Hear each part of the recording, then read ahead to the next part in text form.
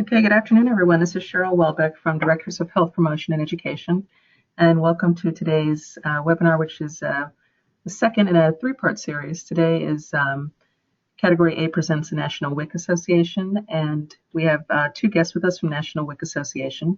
Before we jump into today's presentation, a few housekeeping items.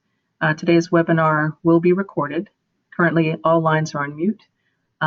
Once the recorded webinar and slides are placed in the online group, we will send a link out to folks to access those materials if they wish to at a later time.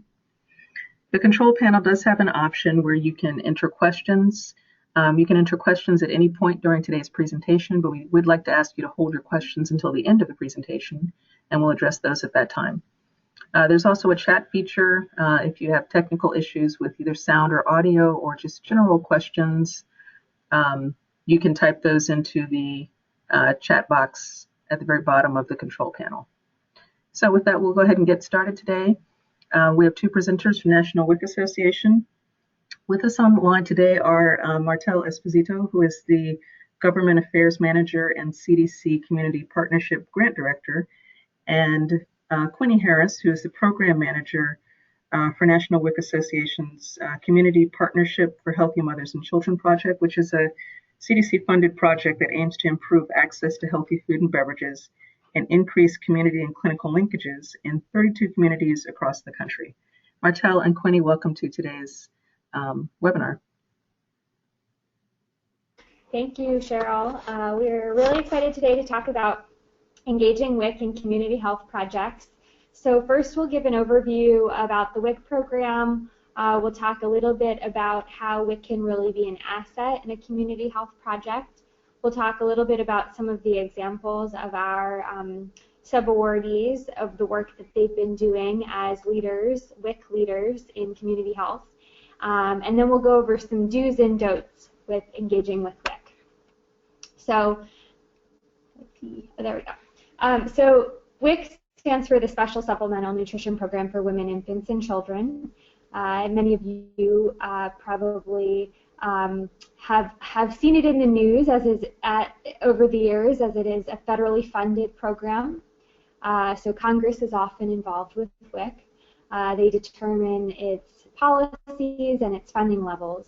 But the program is actually state-run, so each state has some slight variations in policies. So this has some implications for the things that can and cannot be done on the ground related to community health, depending on certain policies that may be in place in one state versus another state.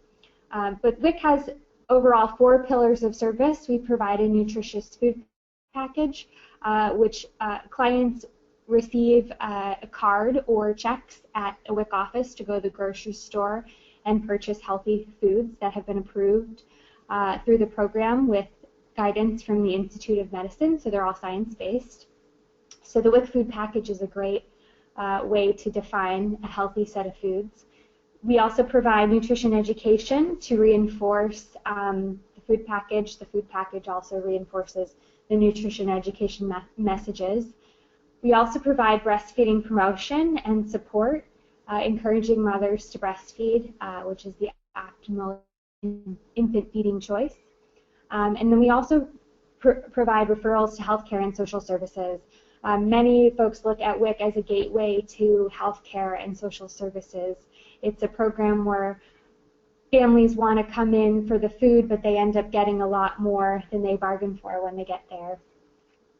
So we serve pregnant, breastfeeding, and postpartum women and infants and children up to age 5.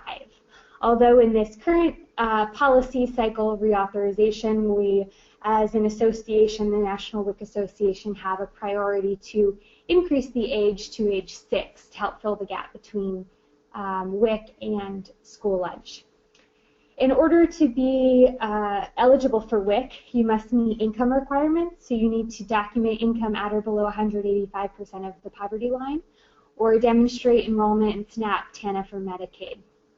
You need to demonstrate nutrition risk, which at the clinic that you go to for your WIC appointment, you'll get a nutrition risk assessment. You'll be asked many questions, and the staff at the WIC site will determine your nutrition risk level. So you may be lower risk but still have nutrition risk in that you're not eating the amounts of fruits and vegetables and in conjunction with the dietary guidelines. Or you may be higher risk. You may have some medical issues that may impact your nutrition status. And we serve about 8 million clients per month in 90 state agencies through 10,000 clinics across the country. And the 90 state agencies include territories and Indian tribal programs in addition to the 50 geographic states. So WIC has a couple of goals. Overall, we want to reduce nutrition-related illness and give children a healthy start in life and allow them to arrive at school ready to learn so that their physical and cognitive development allows them to be able to really thrive. So this is a sort of a map of the WIC experience. It outlines all of the steps of the WIC process, from the clinic to shopping at the grocery store for healthy foods to serving meals to family. And I've just included it here to sort of give you an idea of what it takes to really be a WIC client, and the process that one has to go through in order to ultimately receive the healthy foods, and that there's a lot more that happens with WIC than just the food. So a couple of testimonials related to the WIC experience can give you an indication of how it's helped families. So WIC means hope. WIC for me has meant support in my journey to becoming a mom. I'm a single mom and don't have any help, so WIC is like my other parent. WIC means a lot to me because eating healthier is living healthier. And so these are just some positive examples of how clients have felt positively impacted by the WIC program. From a more objective perspective, WIC has also impacted health behaviors and health outcomes, and as a result are ultimately helping to save healthcare costs down the line. So in particular, WIC has been shown to, over the years, consistently reduce the risk for preterm and low birth weight babies, which are very, very expensive. In addition, we also have been able to reduce the presence of anemia in children, and we've also seen increases in healthy food consumption and increases in uptake of important nutrients. So essentially, WIC works. So WIC is located in the community. Many WIC agencies are interested in partnering and providing more opportunities for their clients, and likely there are others that could potentially be interested if engaged with community partners through some thoughtful engagement. WIC agencies, WIC clinics are very busy, staff are very busy, but they're very passionate and really want the best for their clients. So why might a community organization or a coalition want to engage with WIC in their projects? So WIC has several assets to offer a community coalition. They have access to a population that can provide valuable insights on their needs and wants, and some are eager to engage in projects that help their community. So if you're looking to reach community members, WIC clients might be interested in engaging on your coalition.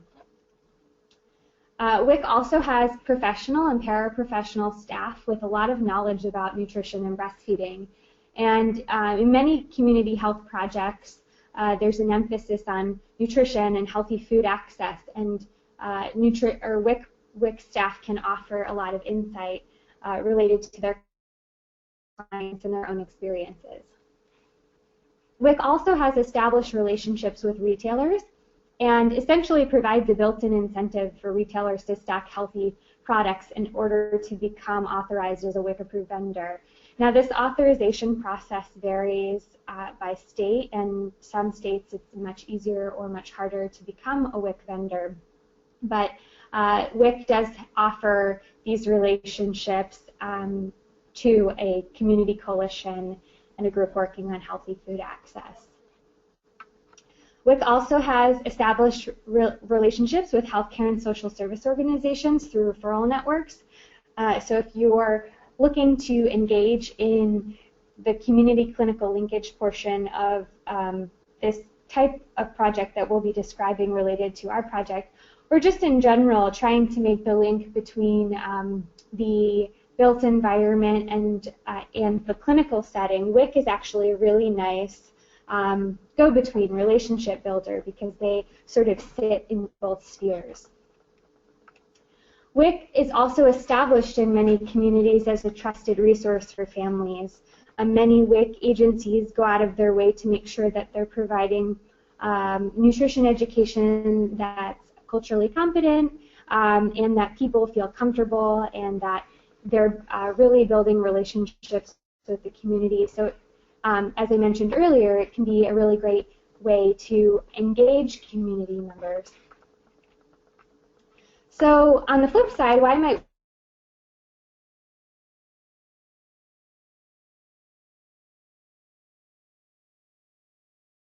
or just community partners in general provide a full spectrum of support for their clients? So if we take a look at the social ecological model, which the folks on the webinar are probably fairly familiar with, when we think about behavior change and we think about, let's just use the example of eating healthy foods. At the WIC program, we provide direct service. We help enhance individual knowledge, attitudes, and skills related to healthy foods, and we provide support through a social network at the clinics and through classes and peer groups. But there's potential to add additional support for clients at the organizational, community, and public policy levels. So WIC programs are really interested in, or could be really interested if they're not aware of this model, in helping to provide further support for their clients to reinforce those messages that they're providing at the clinic. So I'm going to pass it over to my colleague Quinney Harris now, and he's going to talk a little bit about our community partnerships for healthy mothers and children. So the National WIC Association is very excited to be a part of the Partnering for Health project, and our specific project is referred to as the Community Partnerships for Healthy Mothers and Children's project.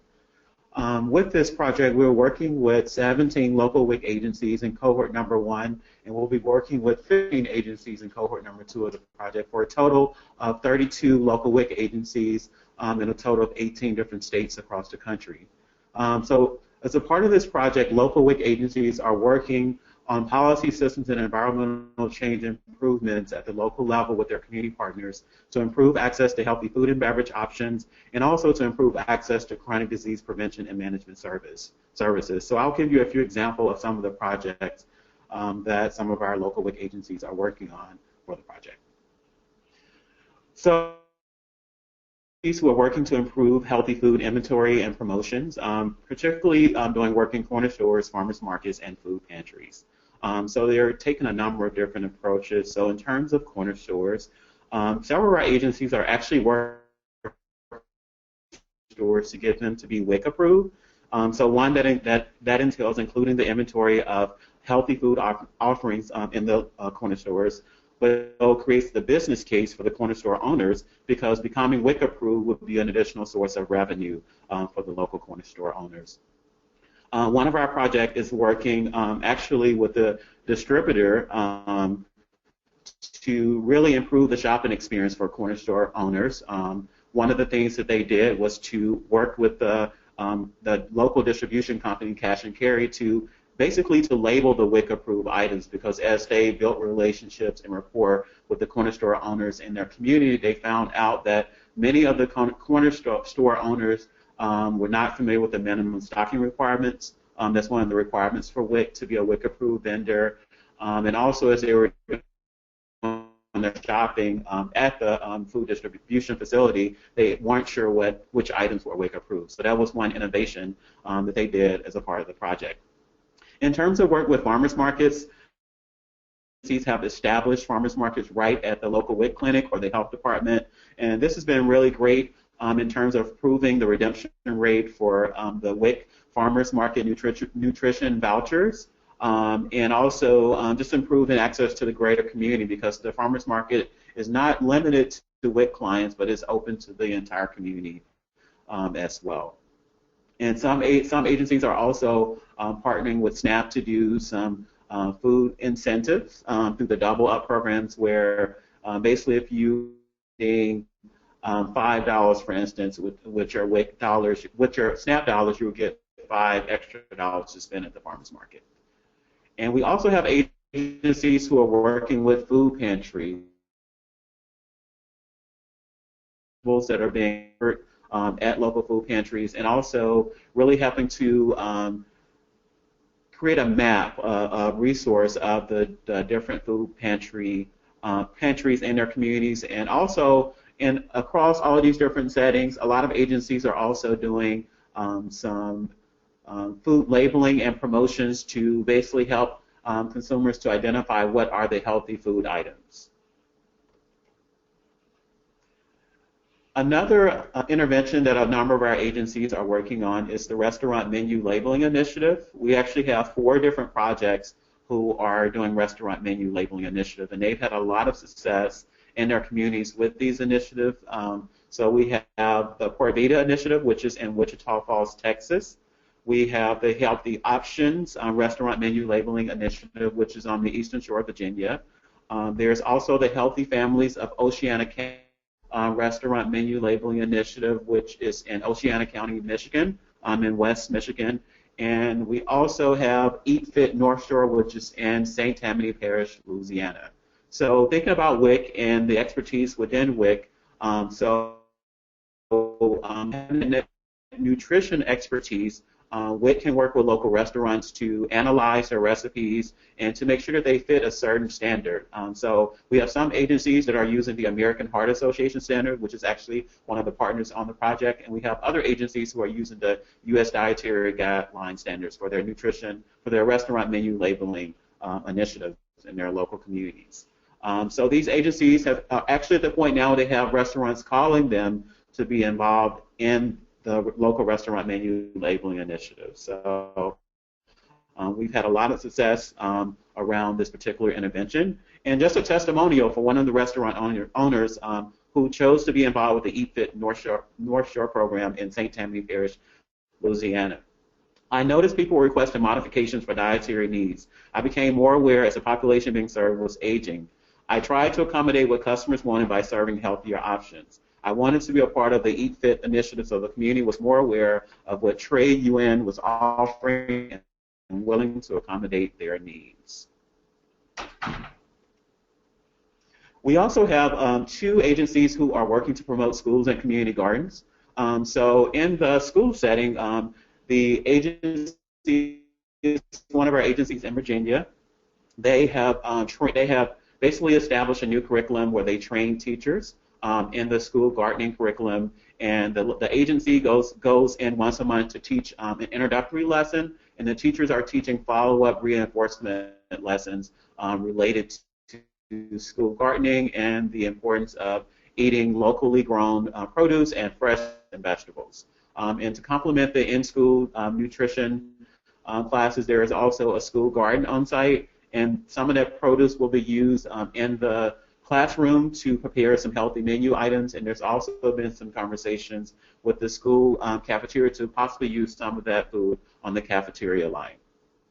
Other organizations who's doing work around community gardens is basically helping to connect local organizations in the community to do community garden at the local YMCA. So it's been a great success in terms of it being a multi-generational project that really taps into the client base at the local YMCA of seniors, youth, and also adults of childbearing age as well.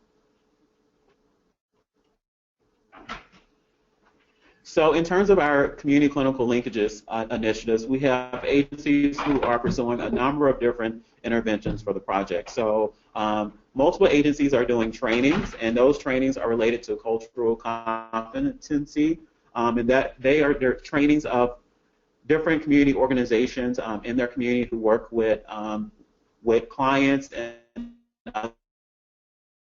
other low-income residents in their community. And there's also trainings of community organizations and healthcare providers on the services that WIC provides, such as breastfeeding support, and also kind of that nutrition assessment and analysis that Martelle outlined earlier in the process.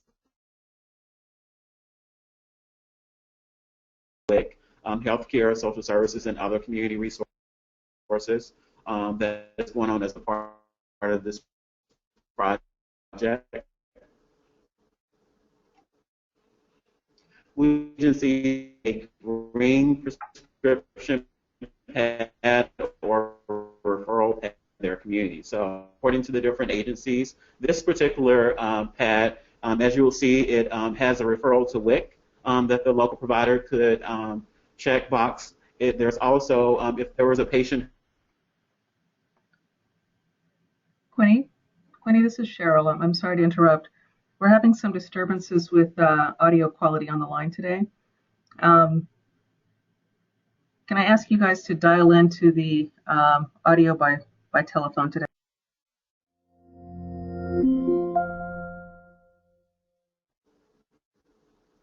So, options that agencies have taken for the green prescription pad. Our audio has been.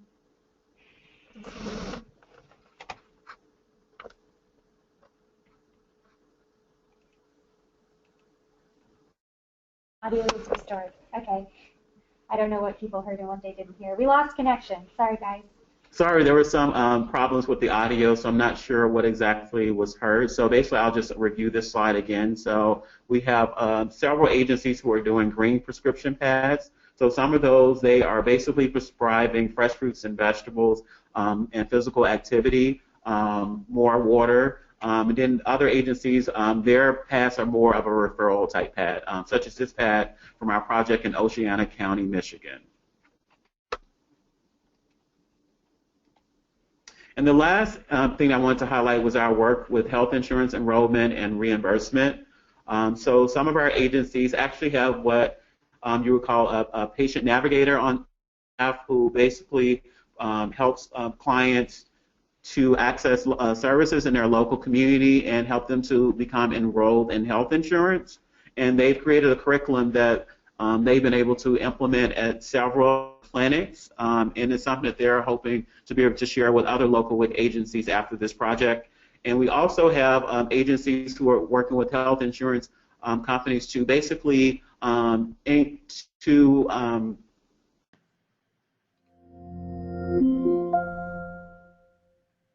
insurance reimbursement process. So thinking about the expertise that WIC has in-house related to nutritionists and the nutrition experts, so really thinking about how they can expand services and deal with health insurance companies for that. And now I'll turn the presentation back over to my colleague Martelle Esposito. Thanks, Quinney. So I'm just going to go over a few do's and don'ts. I put feelers out there in our community, not in any sort of scientific research-oriented way, but here are some do's and don'ts from our community about how to engage with local agency staff and clients in community projects. Do ask staff and clients to tell you more about WIC and their experiences in providing and receiving services, and for their opinions on how to complement their work with community support. But don't tell WIC staff or clients or imply that what they are providing and receiving is not working and that you are there to save the day with the new project. So I think something that's important from the project that we're doing is that we're emphasizing the synergy and the importance of both direct service at WIC and then also policy systems and environmental change. And they very much are complementary and do not need to be messaged as one is better than the other. And we found that this is a great way to approach it. Ask how to complement what they're doing with community support. Second, do celebrate the broad experience of WIC staff and clients, and don't assume you know more about the community you are working in than WIC staff and clients.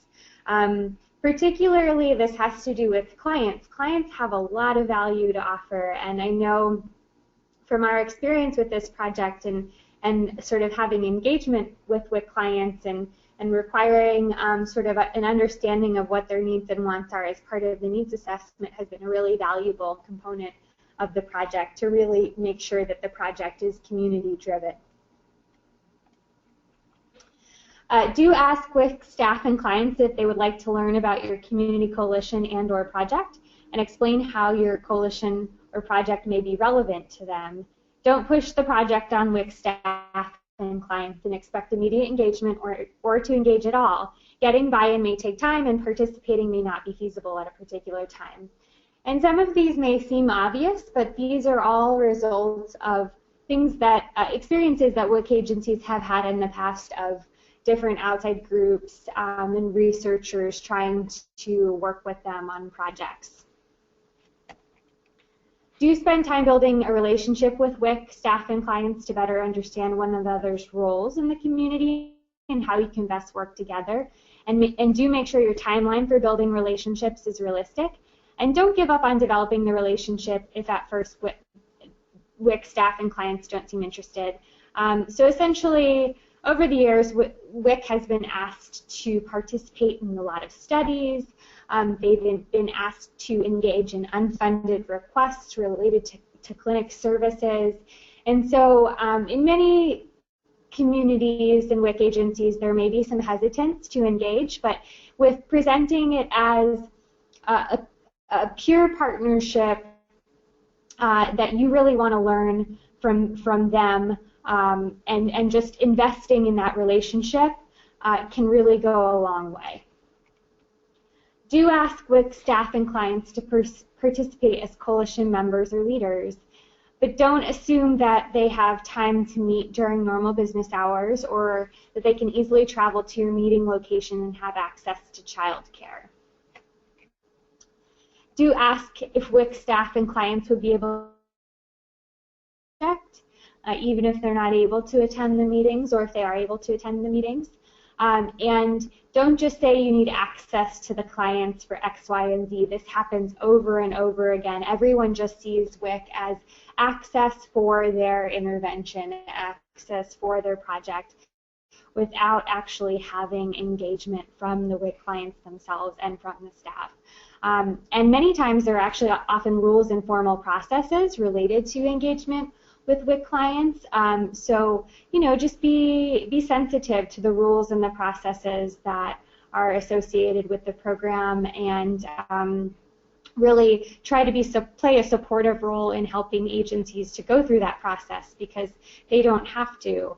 But if they value the relationship and really want to work on this project, they will do it, but it may take some time and may feel a little frustrating, but WIC is a federal government program, and there's a lot of formal processes related to it. Do be clear of your objectives and where the information will be shared when you ask for data or partnership. There's sometimes hesitance because of past experience when data has been spun or shared to portray the WIC program in a very, very negative light. So people may be a little hesitant to share with you data. Do communicate the practical implication of your research or project, making sure that there are actionable findings for WIC. WIC agencies are more likely to engage if they see a valuable impact for the clients and the staff. And then don't expect that just because you have a great project that a state or local WIC agency will be allowed to share data and provide access to clients. Even if they want to, there may just be some restrictions in that particular state or locality that just makes it difficult to do so. Do brainstorm together the best ways to leverage resources and ideas despite whatever complications related to process exist. Don't expect WIC staff to be able to spend just 2 more minutes per client on another healthcare or other service during the WIC visit without providing resources. And don't expect that the WIC clients will be able to stay for these extra 2 minutes. Those minutes add up, and WIC staff are currently constrained with their time as it is. Do expect staff and clients to be excited to provide their perspective and engage with the coalition or the project in some way. And do expect WIC staff and clients to contribute valuable insights, knowledge, and partnerships to a coalition or project, even if it takes a little time to get buy-in and get them on board. And there are many WIC staff and many WIC clients who don't need that extra time. They're on board. They're all ready. They really want to participate in making the policies, systems, and environments to support the work that's going on at the clinic. So with that, that concludes our presentation portion of the session. I'll pass it over to Cheryl. Okay. Martelle and Quinney, thank you for providing an overview of National WIC Association and also providing a description and information about some of the communities that are working with National WIC Association on this particular initiative. At this time, I'd like to go ahead and open it up for questions. If anyone has a question for Quinney or Martelle, please feel free to either raise your hand and I can unmute your line, or you can type your question into the question box at the bottom of the screen. So Martelle and Quinney, while we're waiting for any questions that we might have from the participants on today's call, and maybe, Quinney, this is a question for you. During the presentation, one of the things that was mentioned was incentives for retailers who are working with WIC. Can you talk a little bit about that? So that was in reference to mostly our work with the corner stores. So one of the things that our agencies are doing is basically helping the corner stores to get WIC approved. And that really, there are stipulations from state to state, so that really will vary based on the location of the local WIC agency. But basically, they've found they've taken a layered approach. So the first approach is really to engage the corner store owner and to build a relationship, build a rapport with the corner store owner. And then one is to really identify, like, what are the needs in the store in terms of the inventory and the fresh fruit and vegetable offerings, what can be done and what is the corner store owner willing to do.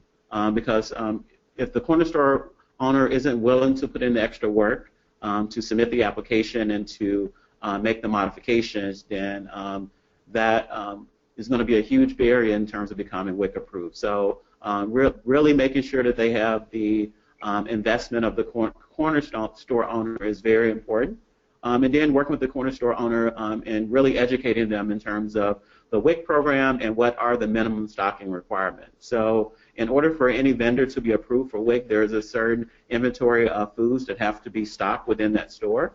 So really working with the stores to really increase their inventory of those foods and also really helping them with some visual merchandising and also product displays in the store. Okay.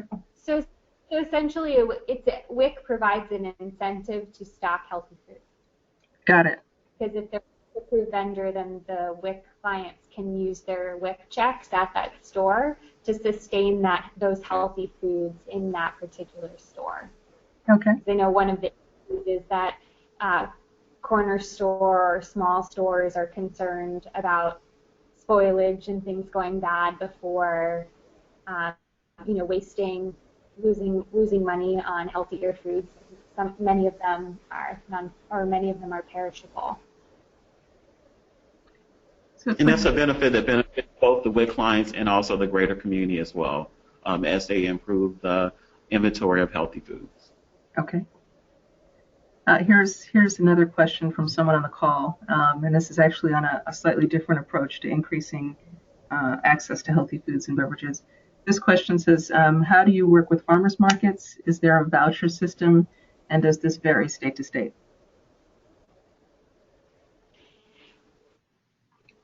We have multiple agencies who are taking different approaches to farmers markets. So there's a lot of different models. One model is basically we've had several agencies who started farmers markets directly at the health department in the WIC clinic.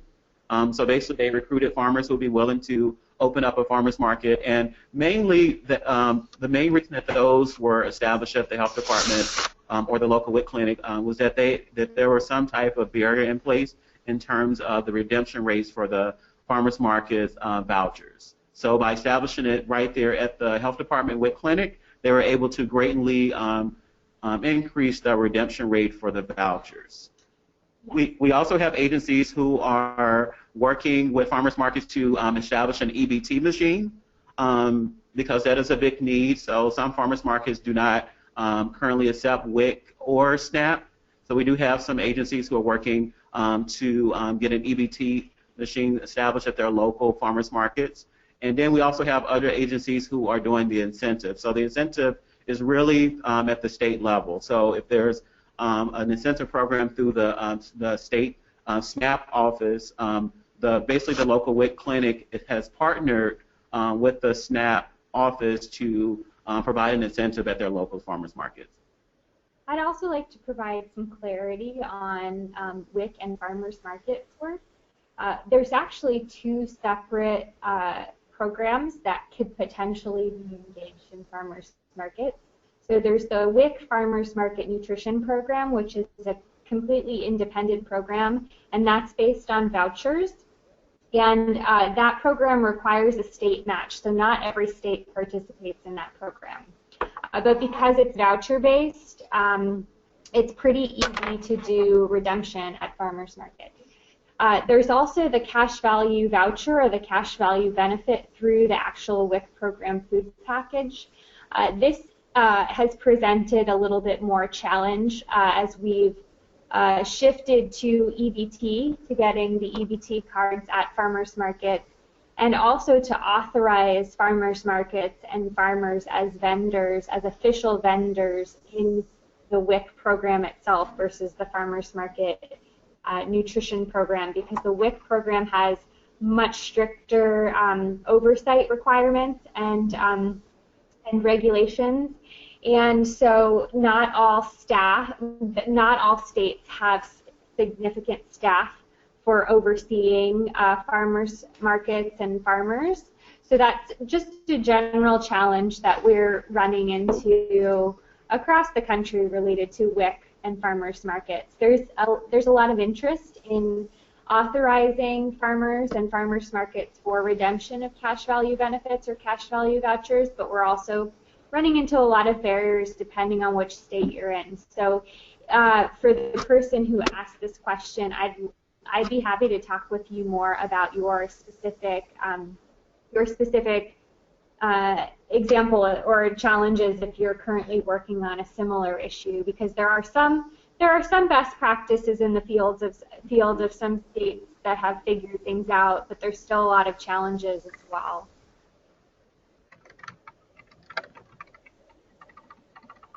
Okay, thank you both. Well, I checked to see if the person who posed the question actually might be, let me get some additional information from the person who posed the question. In the meantime, if there are other questions from folks, please feel free to type those in the question box or raise your hand.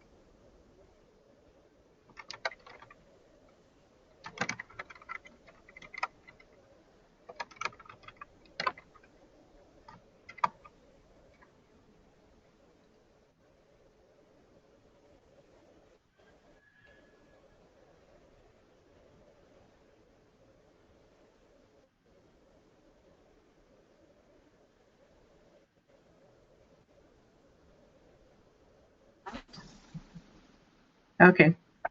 Michelle, can you hear okay? Did you? I sure can. Thanks, Cheryl. Okay. Great. We can hear you too. So, Michelle, are you incorporating farmers markets into your particular program or project for this initiative? I'm interested, and I just came from a Virginia conference of farmers markets, and there was a lot of talk about incentive programs for seniors, WIC, veterans. So I wasn't sure what specific programs are in Virginia related to farmers markets. And I know, Martelle, you and I have talked, but I don't think we talked about farmers markets in specific. So we can talk offline because I don't know how many people would benefit to know Virginia's rules specifically. Yeah, conversation about that and see how Virginia's doing with farmers markets and WIC. Yeah, it's a really interesting topic, and certainly people, clients of WIC often have SNAP, so I'm working in that direction too. There was some interest, just sort of a way to think about this. If you have a incentive program working that people could show sort of the WIC clientele verification, it doesn't have to be a voucher, and they would give you an incentive at a farmer's market. So just sort of attracting the WIC clients was one way people were working on this, and then they would offer you, a $5 or $10 voucher to come shop at the farmer's market. So I thought that was an interesting way. It wasn't necessarily through WIC, but it did certainly drive WIC clientele to the farmers market. Yeah, no, that's really interesting. That gets around some of the challenges related to WIC overseeing WIC vendors. So. Right. I think people have been pretty creative about that. And just another way, people were also using church funds to fund vouchers for specific clientele. So, while WIC may not be the source of the funding, making sure that WIC clients are served, or at least have the option for more fruits and vegetables would be at a farmer's market might be a way to go. That sounds great. I'd love to learn more about that. We should definitely talk offline. Sounds good. Thanks, Michelle. Sure. Okay, last call for any questions for Quinney and Martelle. Okay, and seeing none, I think we can go ahead and close today's call. Quinney and Martelle, thank you so much for your time this afternoon, for a very informative overview of ways to engage WIC and the types of projects that WIC Association affiliates and are working on in various communities. We do appreciate learning more about that. For folks on the call, today's webinar is recorded, so we'll provide a link for anyone who may have missed it or anyone who wants to access slides or any of the information mentioned during today's presentation. So thank you all for your time this afternoon. With that, we're going to go ahead and end today's presentation. Thank you, everyone. Thank you.